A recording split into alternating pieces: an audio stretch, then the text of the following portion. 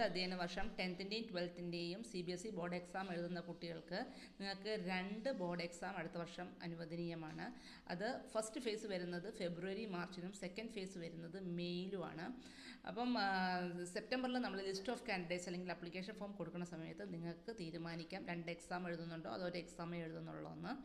ഇനി എക്സാം തുടങ്ങി കഴിയുമ്പം അതിൻ്റെ കോർ സബ്ജക്റ്റിനും സ്കിൽ സബ്ജക്റ്റിനും ഒന്നും ഒരു മാറ്റവും വരുന്നില്ല.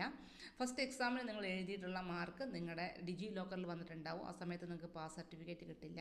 അപ്പോൾ ഇതിനകത്ത് നിന്ന് ഏതെങ്കിലും ഒരു സബ്ജക്റ്റ് നിങ്ങൾക്ക് ഇപ്പോൾ മാർക്ക് കുറവാണെങ്കിൽ നിങ്ങൾക്കത് രണ്ടാമത്തെ പ്രാവശ്യം നിങ്ങൾ അപ്ലൈ ചെയ്തിട്ടുണ്ടെങ്കിൽ രണ്ടാമത്തെ എക്സാമിൽ നിങ്ങൾക്കത് എഴുതാവുന്നതാണ്. ഇനി മൊത്തമായിട്ട് എഴുതണമെങ്കിൽ അങ്ങനെയും ചെയ്യാം. 2 എക്സാമും കഴിഞ്ഞതിന് ശേഷം മാത്രമേ നിങ്ങൾക്ക് പാസ് സർട്ടിഫിക്കറ്റ് കിട്ടുകയുള്ളൂ. അതിനകത്ത് ഈ ഫസ്റ്റ് ഫേസിൻ്റെയും സെക്കൻഡ് ഫേസിൻ്റെയും മാർക്ക് ഉണ്ടാവും. ഇതിനകത്ത് ഏതാണോ ബെസ്റ്റ് അതിൻ്റെ മാർക്കും ഉണ്ടാവും. അപ്പം ഈ നിങ്ങൾ ഏതെങ്കിലുമൊക്കെ ഒരു കോഴ്സിന് ചേരാൻ പോവുകയൊക്കെ ചെയ്യുകയാണെങ്കിൽ ഇപ്പോൾ ഫെബ്രുവരി മാർച്ചിൽ തന്നെ ചേരുന്നതെങ്കിൽ നിങ്ങൾക്ക് ഫസ്റ്റ് ഫേസിലുള്ള അതായത് ഡിജി ലോക്കറിൽ കിടക്കുന്ന മാർക്ക് കൊണ്ട് നിങ്ങൾക്ക് അഡ്മിഷൻ എടുക്കാവുന്നതാണ്. അതുപോലെ തന്നെ നീറ്റ് JEE ഒക്കെ പ്രിപ്പയർ ചെയ്യുന്ന കുട്ടികൾക്ക് ഫസ്റ്റ് ഫേസിൽ തന്നെ ഒരുവിധം നല്ല മാർക്ക് ഉണ്ടെങ്കിൽ പിന്നെ സെക്കൻഡ് ഫേസിൽ എക്സാം എഴുതണമെന്നില്ല. അപ്പം സ്ട്രെസ് ഫ്രീ ആയിട്ടുള്ളൊരു എൻവയോൺമെൻറ്റാണ് CBSE ഇതുകൊണ്ട് ഉദ്ദേശിക്കുന്നത്. അപ്പം എല്ലാവർക്കും ഇത് സഹായമാകുമെന്ന് ഞാൻ വിശ്വസിക്കുന്നു. Thank you.